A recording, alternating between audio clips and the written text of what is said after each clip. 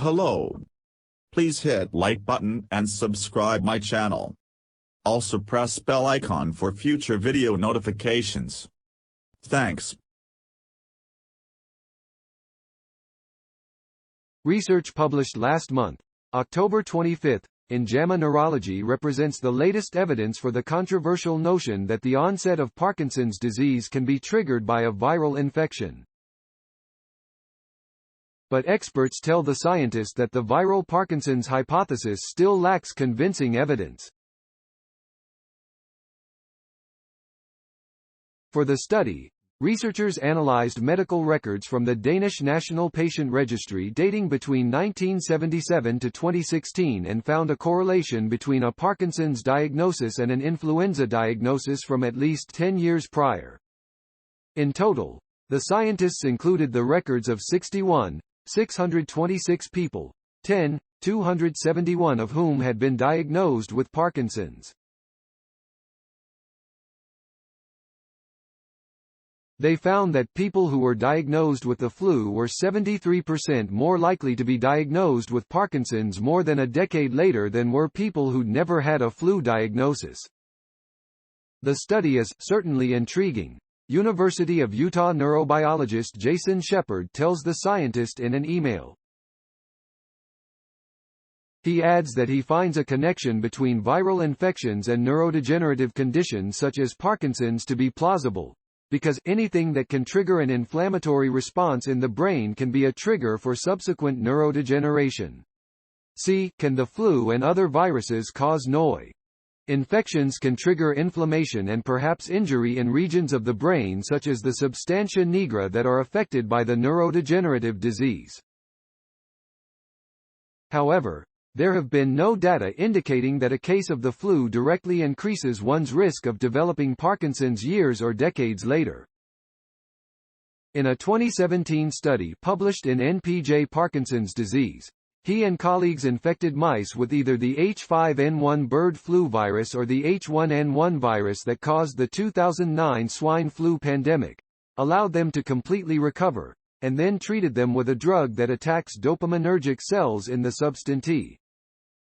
However, mice that had been inoculated with a flu vaccine, treated with Tamiflu, or both appeared to be protected against neurological damage. As part of the current study, the team also looked for an association between an infection of any type and a Parkinson's diagnosis more than 10 years later, and did not find one. In addition, the researchers identified other infections including pneumonia and septicemia that seemed to be linked to a Parkinson's diagnosis within 5 years, but the correlations disappeared over longer timeframes, so the researchers assumed that they were flukes. There is some compelling evidence for a viral connection to Parkinson's, study co-author and Harvard Medical School population medicine researcher Noel Kokaris tells the scientist by email. But acknowledging the controversy, she adds that, this question is quite difficult to study and it is important not to overemphasize any single analysis. Overall, the study is interesting but only suggestive. Icahn School of Medicine at Mount Sinai geneticist Joel Dudley, who was not involved. He adds that the combination of small effect sizes and the use of observational data give him some pause and suggests that other viral infections might lead to similar issues, even though the new paper didn't find such a link. So, it's not clear at all if this is influenza-specific, or just generally related to activation of innate and adaptive immune systems. University of Toronto neurologist and movement disorder specialist Anthony Lang tells the scientist he isn't entirely convinced that the researchers have found M. For instance, he notes, the diagnosis was a clinical diagnosis. There was no biomarker for influenza here, meaning that their diagnoses may have been incorrect in the first place. He adds that the diagnosis numbers could be further muddled by the fact that health records only account for those who sought medical attention. Especially during the influenza season, if you know influenza is going around and you feel like crap, do you go see your doctor? He asks. Most people know there isn't a real treatment for it, so they stay home and grin and bear it. Overall, The study is interesting but only suggestive.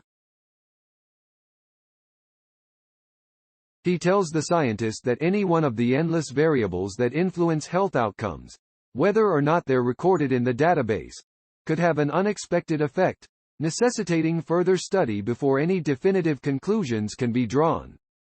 Another concern, though, is that the Danish registry's population isn't very diverse, experts tell the scientist, so it would be nice to see the study replicated on a broader dataset. Lang says he would have been more convinced if the study included an analysis of hospitalized patients in addition to diagnosis. That said, the correlation the authors found is one of the bits of information that may provide us some insight into some factors or factor that might influence the development or the course of Parkinson's, Lang says. Please support my channel to grow by pressing subscribe button and the bell icon. We will notify you technological news. Thank you.